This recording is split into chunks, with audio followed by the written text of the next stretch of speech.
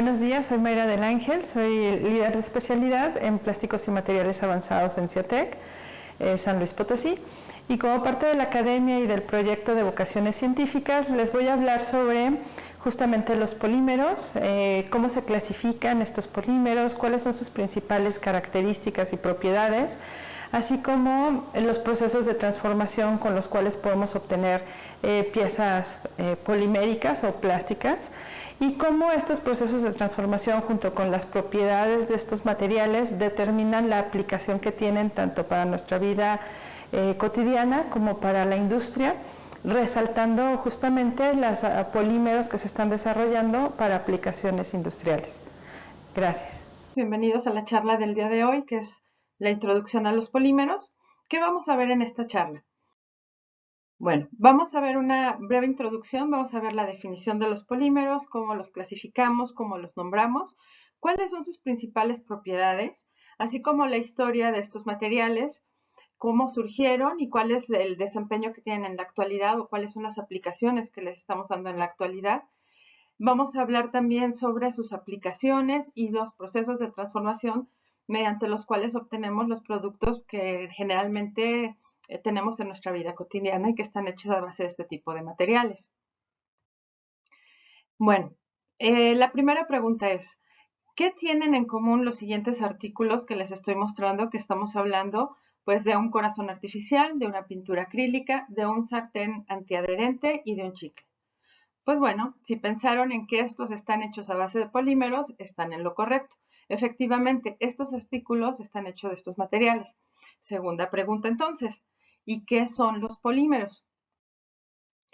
Pues bien, aquí les estoy mostrando en lo que es el tetrafluoro de etileno, es decir, una molécula que tiene 4 fluors, 2 carbonos, y cuando esta molécula se une a otra igual a ella, y se une muchas veces, es lo que nos da origen a lo que se conoce como politetrafluoruro de etileno, es decir, un polímero. Entonces, ¿qué son estos polímeros? Pues bien, si pensaron que se trata de macromoléculas, déjenme decirles que están en lo correcto. Pues los polímeros los definimos como macromoléculas compuestas por la unión covalente de unidades pequeñas moleculares a las que les llamamos monómeros y las cuales se repiten a todo lo largo de la cadena. Bueno, estos polímeros son de interés porque están presentes en la mayoría de los productos que conocemos y generalmente les llamamos como plásticos, resina, cauchos y fibras. Entonces vamos a ver cuál es la diferencia entre cada una de estas conceptos y si efectivamente los nombramos de una manera correcta. También he de comentarles que la palabra polímero viene de poli, que significa mucho, y mero, que significa unidad.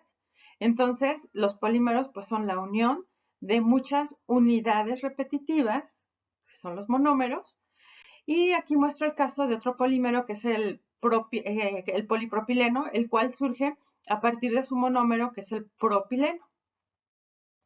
¿Cuántas veces se puede unir estos números de unidades repetitivas o de monómeros? Pues generalmente son 100.000 para que se considere un polímero, aunque puede variar, puede ser mucho más. Y el número de unidades repetitivas es lo que se conoce como el grado de polimerización y lo representamos con una pequeña n, con un subíndice n, en donde este nos dice cuántas unidades repetitivas o cuántos monómeros se unieron para formar un polímero determinado.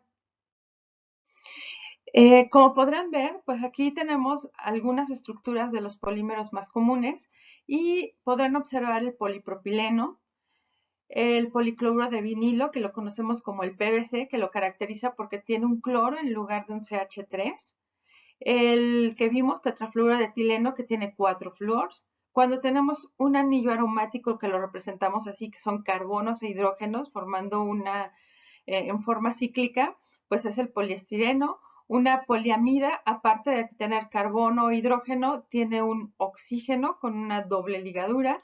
Y tenemos aquí también las poliamidas, que se caracterizan por tener oxígenos, pero también nitrógenos en un grupo funcional amina. Bueno, ¿dónde intervienen los polímeros o por qué son importantes? Pues porque los podemos encontrar en sectores claves como es la salud, la agricultura, la vestimenta y la energía.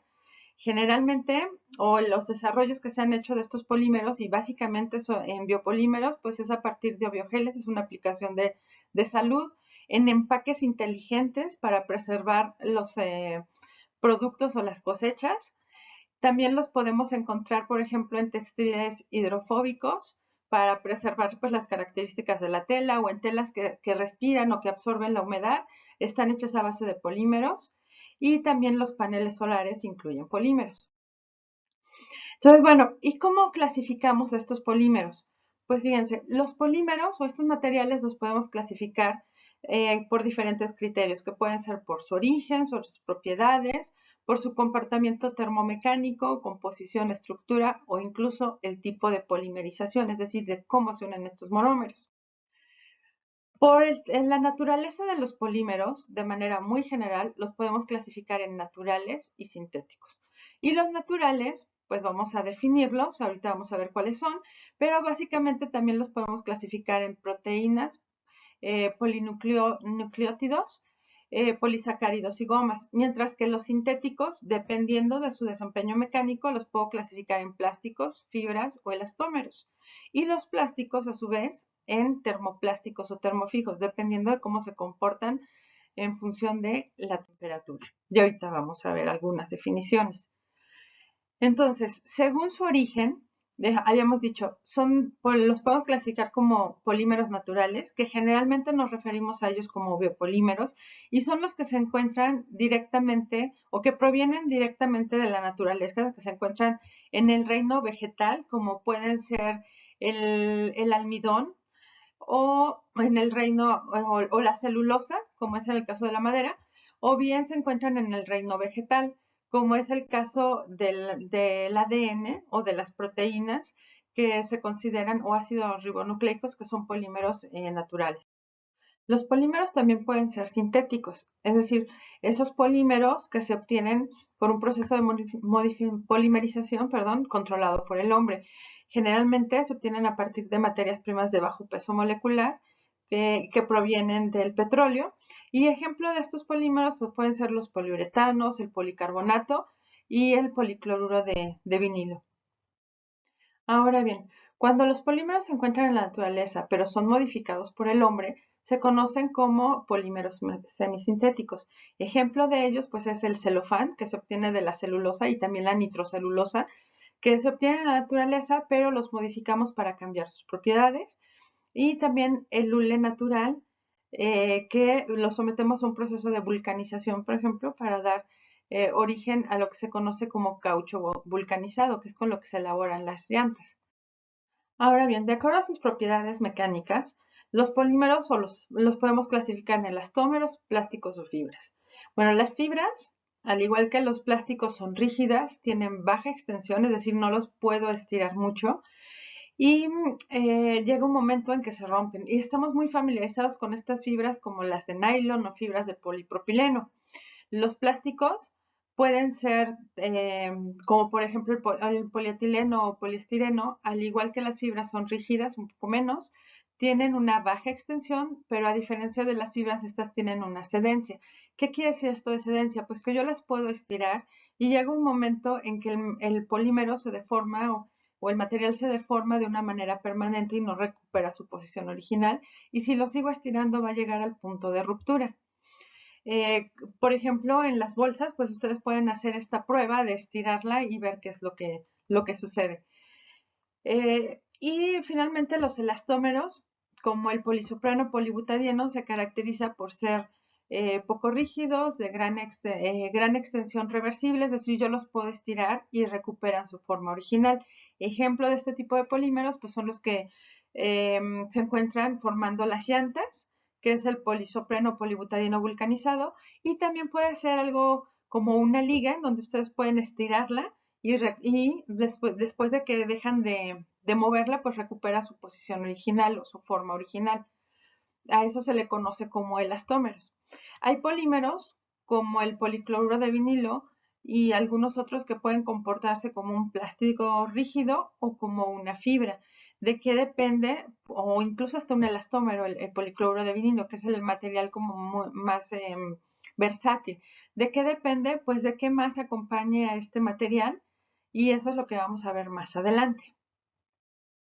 Otra manera de clasificar a los polímeros es de acuerdo a su comportamiento termomecánico. ¿Qué quiere decir esto? Bueno, pues es de acuerdo a cómo sus propiedades mecánicas cambian en función de la temperatura. Entonces, ¿qué tienen en común los polímeros que les muestro? Que están formando botellas, que puede ser polietileno, polipropileno, PET, bolsas como polietileno de baja densidad y placas de policarbonato. ¿Qué tienen en común? ¿Qué pasa? ¿Alguna vez les ha sucedido que vierten agua muy caliente a una botella? ¿Qué les sucede? ¿O han dejado una bolsa de plástico cerca de la estufa? Bueno, pues resulta que estos polímeros se caracterizan porque son materiales rígidos a temperatura ambiente, pero se vuelven muy blandos y moldeables al aplicar calor. Se pueden fundir y y pueden variar su forma varias veces, es decir, los podremos reciclar.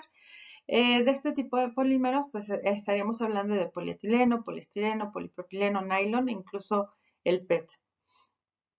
Y la característica, pues es que al momento en que los podemos fundir, pues los podemos reciclar fácilmente, como lo vamos a ver en en la segunda charla.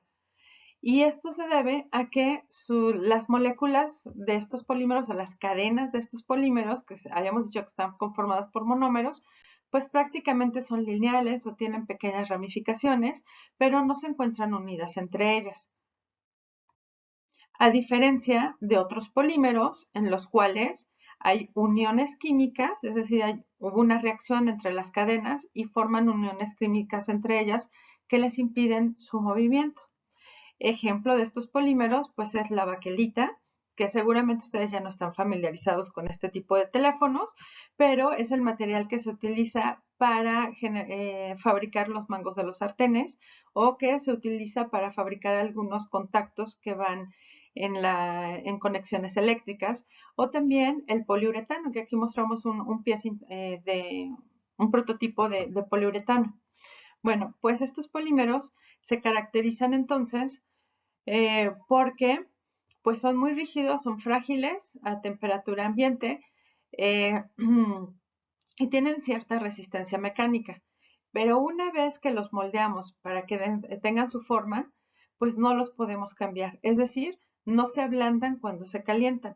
Pues lo anterior entonces es más difícil procesarlas, pero no imposible.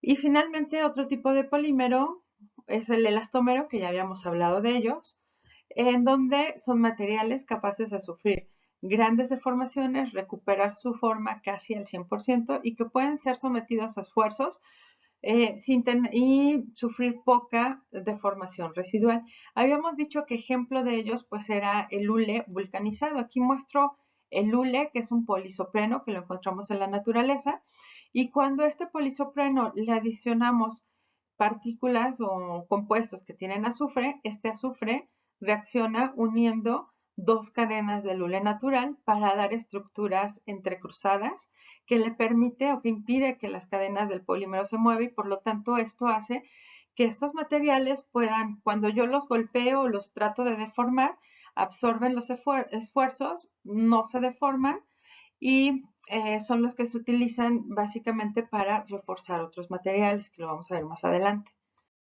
Ahora bien, de acuerdo a su composición, los polímeros se pueden nombrar como homopolímeros o copolímeros.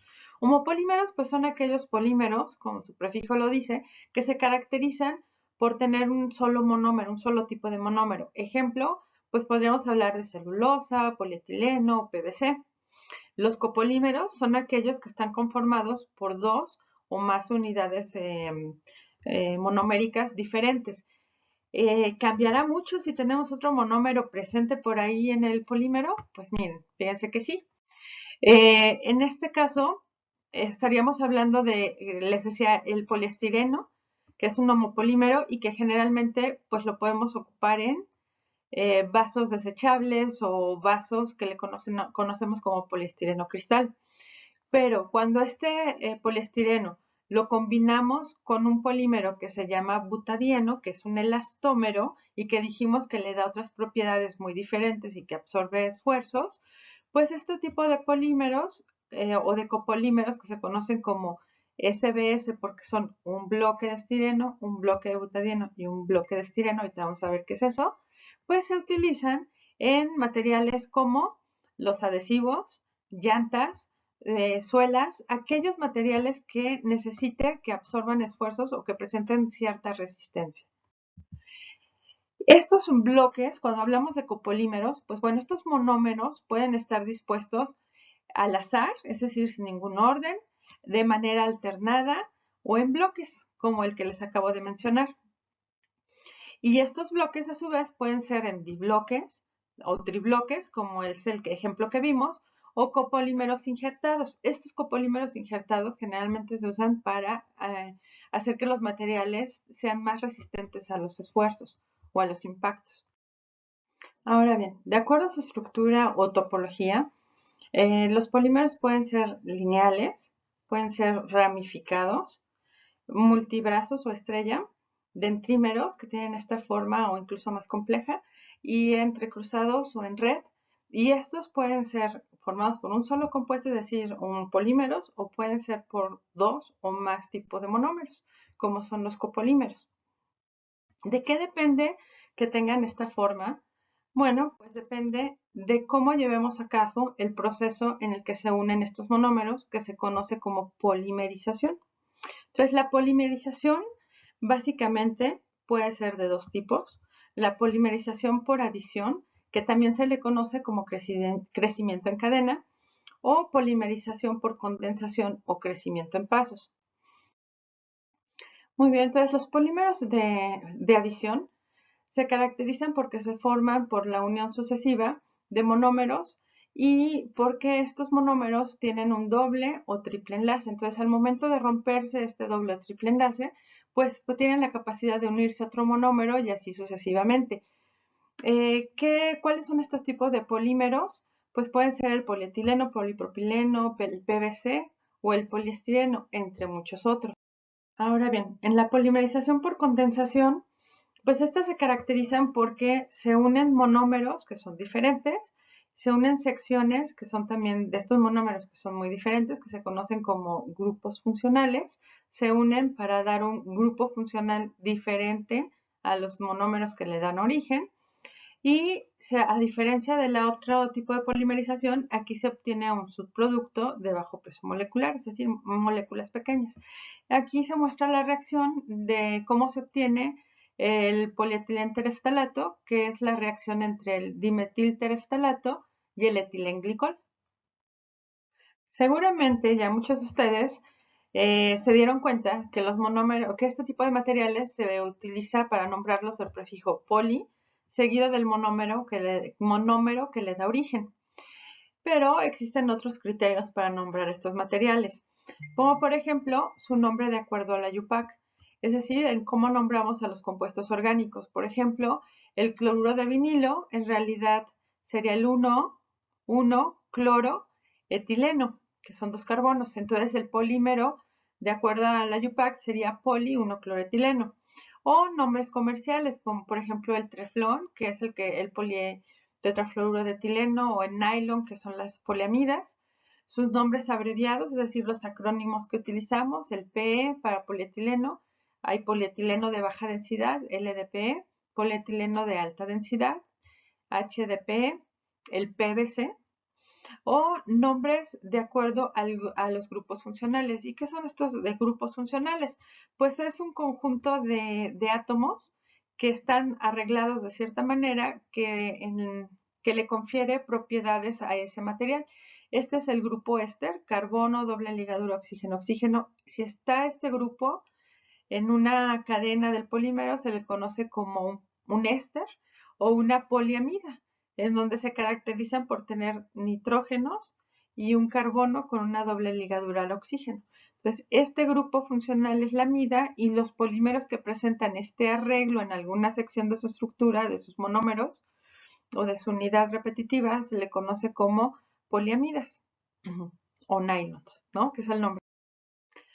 Muy bien, pues aquí mostramos algunos de los acrónimos de polímeros que ya hemos hablado de ellos, como es el PVC, poliuretanos, PU, polipropileno, poliestireno, con los cuales estamos muy familiarizados, y hay otros que son de ingeniería que no son tan comunes, como es el PON, polioximetil, poliformaldehído, poliacetal, las polisulfonas, el tetrafluoro de etileno, el laureaformaldehído, que en realidad es un polímero termofijo, si se dan cuenta no tiene el prefijo P, y el SAN, que es un copolímero estireno acrilonitrilo.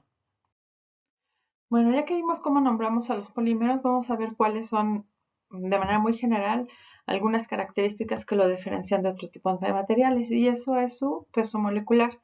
¿Por qué el peso molecular? Fíjense, cuando nosotros tenemos alguna molécula, como es el cloruro de sodio, la sal común y corriente, pues podemos calcular cuánto pesa una molécula de sal, calculando el número o lo que pesa cada uno de sus átomos, y este peso va a ser único y exacto. Pero en el caso de los polímeros no es así.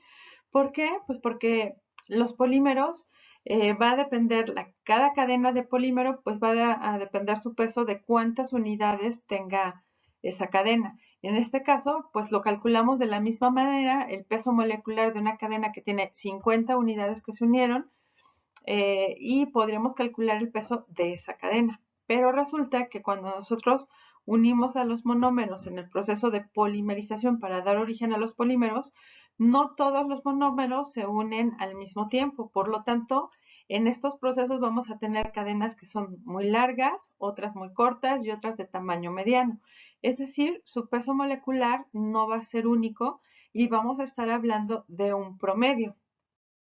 Por lo tanto, más que hablar de un peso molecular en los polímeros, vamos a estar hablando de una distribución de pesos moleculares que sigue pues la forma de una campana de Gauss, en donde tenemos pocas cadenas que tienen un peso molecular pequeñas, cadenas que tienen un peso molecular intermedio, que son la mayoría, y aquí cadenas que tienen un alto peso molecular y que también tienen este número pues es pequeño, el número de cadenas es pequeño, pero con muy alto peso molecular. Por lo tanto, en los polímeros, pues vamos a estar hablando de conceptos que son de peso molecular número, peso molecular en peso, que se calculan de manera estadística, y la relación entre ellas, que es lo que se conoce como polidispersidad. Y esta polidispersidad, pues depende de cómo se obtiene el polímero, con qué catalizador, en qué condiciones de presión, temperatura, por qué tipo de polimerización, y determina las propiedades mecánicas también de los polímeros. Y eso se debe a que, bueno, nosotros necesitamos pesos moleculares que sean grandes para que las moléculas estén formando como una especie de espagueti, haya un entrelazamiento, es decir, un enredamiento físico en secciones de estas cadenas, que es lo que le imparte sus propiedades mecánicas. Entonces, pues a mí me interesa tener pesos moleculares relativamente altos o altos para que las propiedades como resistencia a la tensión, resistencia al impacto se incrementen hasta llegar a un punto que le conocemos como un punto crítico, en el cual sí hay un aumento de propiedades conforme aumentamos el peso molecular, pero ya no es tanto, y generalmente ese valor son de 10.000 gramos mol o Daltons, aunque puede variar dependiendo del tipo de polímero por las interacciones físicas que se presenten entre ellos. Y hay que tener mucho cuidado en esto, porque uno pensaría pues que sería interesante tener polímeros de alto o ultra alto peso molecular. Sin embargo, podríamos tener muy buenas propiedades mecánicas, pero vamos a tener problemas para procesarlo, porque al momento de tener polímeros mucho más viscosos, es decir, van a tener mayor resistencia al flujo, voy a tener que llevarlos a temperaturas más altas para poder procesarlos y obtener los productos que a mí me interesan de este polímero. Entonces hay que guardar un equilibrio entre las propiedades que yo deseo y el peso molecular y las condiciones en lo que a las que lo voy a procesar. Otra propiedad importante que determina las propiedades de los polímeros es la cristalinidad. ¿Qué es esto de cristalinidad? Bueno, pues habíamos dicho que los polímeros son cadenas largas, y estas cadenas largas, si son muy largas y son flexibles, pueden acomodarse muy bien formando regiones ordenadas que dan origen a cristales. y estaríamos hablando de un polímero cristalino, como es el caso del polietileno lineal de alta densidad. Pero ¿qué pasa cuando este polímero, pues su cadena tiene algunas estructuras o algunos grupos funcionales que le impide acomodarse también, como es el caso del poliestireno? Pues estos polímeros van a ser semicristalinos porque van a tener algunas regiones en donde se puedan acomodar bien y otras en donde pues las cadenas no se puedan empaquetar para formar cristales y queden de forma amorfa, es decir, no tengan un orden, como es el caso del poliestireno, en donde este grupo pues le impide que formen estos cristales. Entonces, fíjense, mientras más cristalinos, mientras más ordenada sea la cadena y larga, tenderá a formar más cristales que una cadena corta o bien una cadena que tenga grupos funcionales, ramificaciones que le impidan compactarse. ¿Por qué es importante esto? Pues porque de estas propiedades y de su cristalinidad va a depender cómo los vamos a procesar.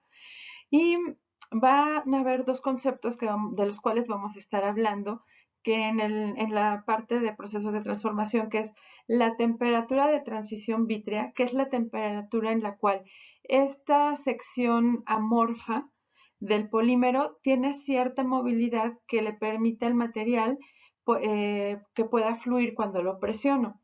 Y otro concepto que es la temperatura de fusión, que es la temperatura en la cual yo hago que se fundan, es decir, que pierdan el orden estas secciones cristalinas. Ujú. Hay polímeros que solamente pueden ser amorfos o hay polímeros que pueden ser semicristalinos con un mayor grado de cristalinidad, pero no hay un polímero totalmente cristalino. Podemos ver entonces que la cristalinidad tiene un papel muy importante en las propiedades mecánicas.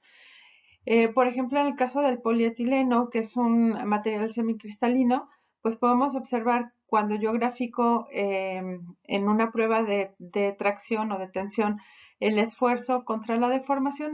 Recordemos que el esfuerzo es fuerza por unidad de área. Puedo encontrar un punto de sede en el cual se caracteriza porque yo sigo aplicando la fuerza y resulta que el módulo, que es la relación entre esfuerzo y deformación, disminuye. Y si sigo aplicando fuerza, pues resulta que llego al punto de fractura. Mientras que en el caso del poliestireno, que es un polímero amorfo, pues no llego a este punto de cedencia y no logro deformarlo o elongarlo considerablemente antes de llegar al punto de la ruptura. ¿Qué pasa ahora si nosotros queremos graficar estos módulos en función de la temperatura? Es lo que conocemos como propiedades viscoelásticas de los polímeros y que lo caracteriza a este tipo de materiales, porque a bajas temperaturas yo puedo obtener el material o el material se comporta como un sólido, es decir, voy a tener módulos altos, pero al momento en que yo lo caliento va a haber un punto en el cual el módulo tiene una baja considerablemente, se reduce considerablemente, no necesito aplicar mayor esfuerzo para seguir deformando el material y esta temperatura es lo que se conoce justamente como el punto de inflexión, es lo que se conoce como temperatura de transición vítrea, es cuando la sección amorfa empieza a deformarse. Si yo sigo aumentando la temperatura, pues voy a llegar al punto de fusión, que es cuando el material fluye considerablemente. ¿Qué pasa cuando tenemos materiales que están entrecruzados? Bueno, y en esta sección yo tendría la temperatura de fusión cuando hablo de un material semicristalino. Pero ¿qué pasa cuando el material es entrecruzado o es un material termofijo, como lo habíamos dicho? Pues resulta que estos materiales no van a tener temperatura de fusión. ¿Y por qué es importante que mencionar esto? Pues porque estas temperaturas van a ser claves para poder procesar los polímeros, como vamos a ver más adelante, y normalmente nosotros ocupamos a los polímeros en este intervalo de temperaturas, que es lo que se conoce como ventana de aplicación de los materiales. Pues como pueden ver, el mundo de los polímeros es muy amplio, podemos obtener materiales con las propiedades que nosotros querramos para ciertas aplicaciones y eso va a quedar muy claro en la siguiente sesión que tengamos. Y entonces surge la pregunta, pues, ¿qué tan buenos o qué tan malos pueden ser para el medio ambiente? ¿Cuáles son las cosas positivas que tienen los polímeros? Pues que son materiales de bajo costo comparado, por ejemplo, con cerámicos, con algunos metales o con el vidrio. Son excelentes en sus propiedades mecánicas, como por ejemplo los policarbonatos en relación al vidrio, pues son mejores en propiedades mecánicas, son fáciles de procesar, reduce el consumo de algunos recursos naturales, como es en el caso de la industria textil, en donde ocupamos pues ropa a partir de polímeros o incluso calzado en lugar de ocupar piel. Ocupamos o cuero para el calzado, pues ocupamos polímeros, lo cual pues tiene un beneficio y ni se diga ahora con la situación que estamos pasando en cuestiones de limpieza, en cuestiones de empaque de alimentos y que nos permiten tener los alimentos pues con una vida de anaquel mucho más grande o que nos permiten entregarlas a domicilio, ¿no? Como que fue un caso crítico en la situación de la pandemia por la que todavía estamos atravesando.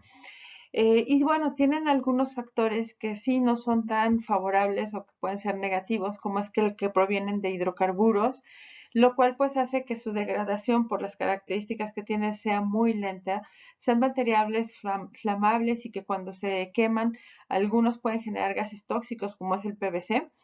Son difíciles de reciclar y pueden generar cierta toxicidad al medio ambiente. Sin embargo, no son imposibles de reciclar y podemos adicionar algunos aditivos para que estas propiedades como la flamabilidad pues se reduzcan. Ejemplo de ello pues son algunos casos de reciclaje exitosos, como es el de la empresa mexicana Game Brugger, que se encarga que surgió en el 2006 y que recicla llantas que decíamos que son materiales termoestables y que son muy difíciles de procesar, pero ellos lo han hecho y con esto han hecho carpetas asfálticas o pisos que tienen capacidad de absorber y en donde pueden hacer ejercicios sin lastimarse articulaciones los deportistas, algo muy similar a lo que se conocen las pistas de tartán. De tal manera que por cada metro cuadrado de piso que se fabrica o que se recicla, se utilizan 10 llantas que no están siendo utilizadas. Y también con estos materiales se pueden utilizar impermeabilizantes para casas. Entonces, por cada cancha deportiva que se habilita con estos materiales de reciclado, pues se pueden obtener se pueden reciclar de 1.400 a 2.200 llantas. Bueno, ¿y qué se está haciendo o qué podemos hacer también nosotros para reducir el impacto de los polímeros en el medio ambiente? Pues bueno, lo que se está haciendo es trabajar con una visión no de economía lineal en donde, bueno, las fábricas o los fabricantes se encargaban de producir, distribuir y entregar al consumidor un producto que cuando no le servía, pues era desechado como un residuo y no se le daba ningún otro valor. Lo que se está haciendo ahora es trabajar desde un punto de vista de economía circular. Y economía circular no solamente implica el que reutilizo o reduzco o reciclo estos polímeros, va algo más allá y se trata de hacer innovación.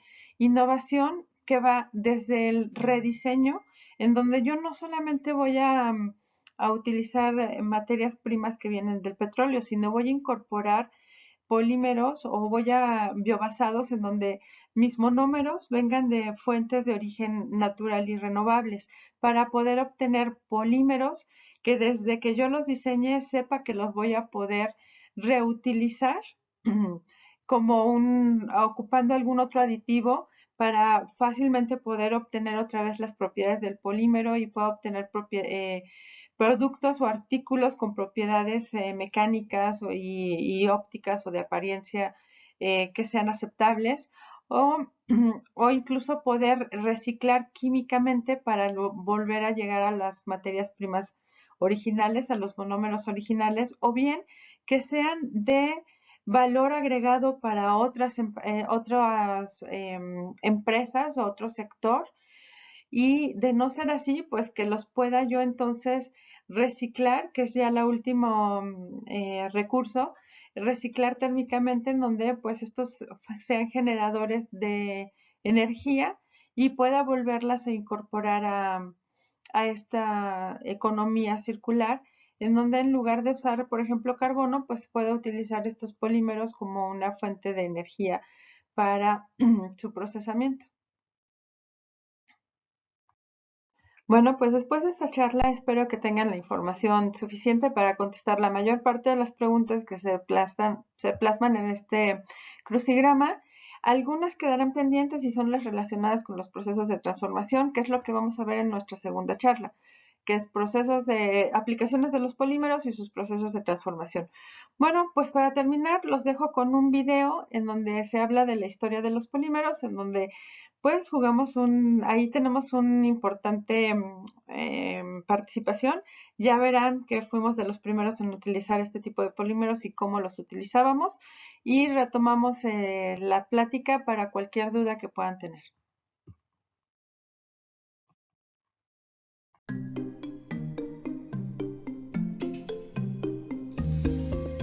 Plastics have become such an entrenched part of our lives.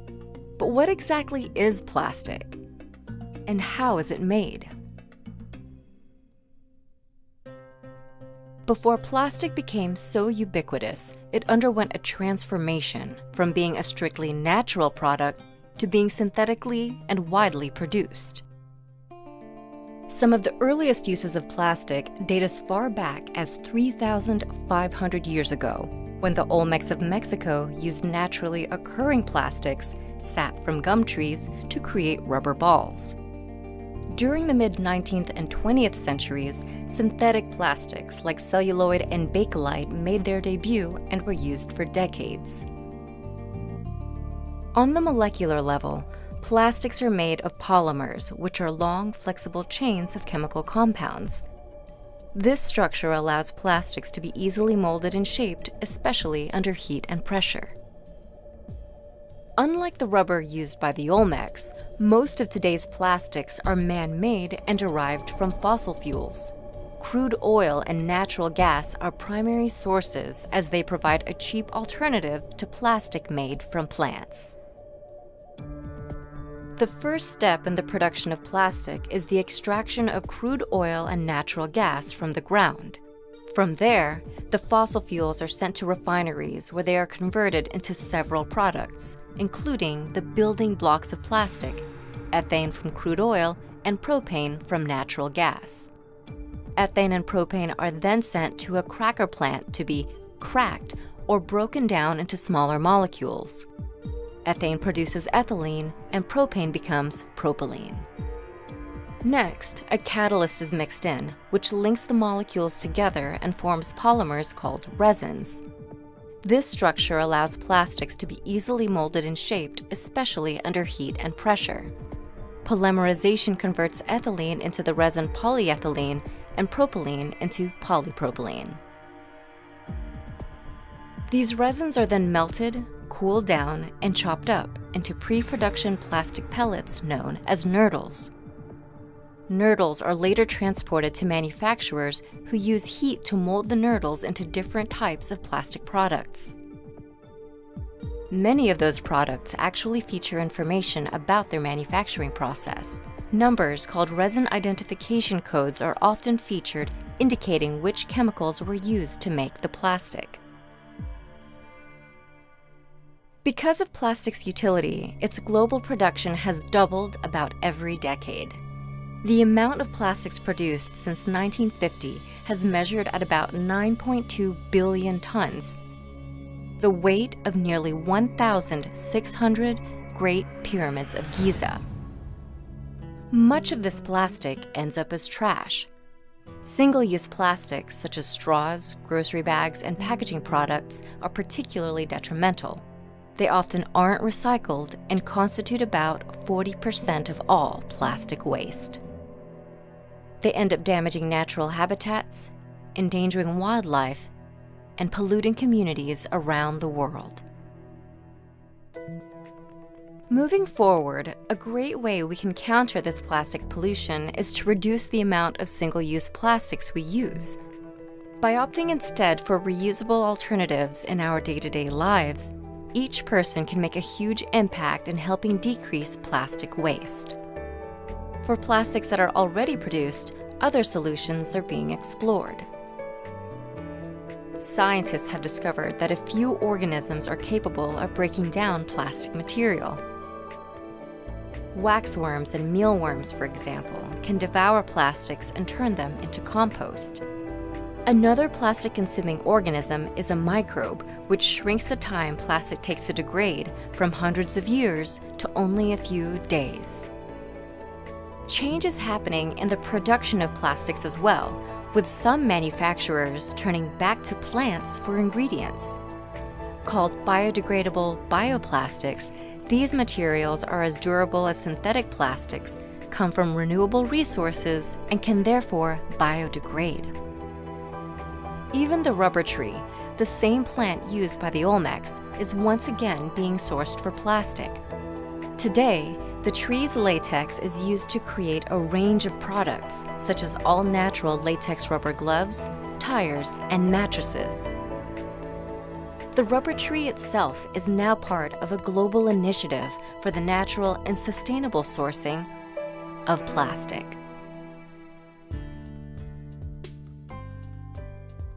Plastics can be found almost anywhere, but by understanding its chemical makeup and our uses for it, we can benefit from its versatility while also being mindful of its impact on our planet.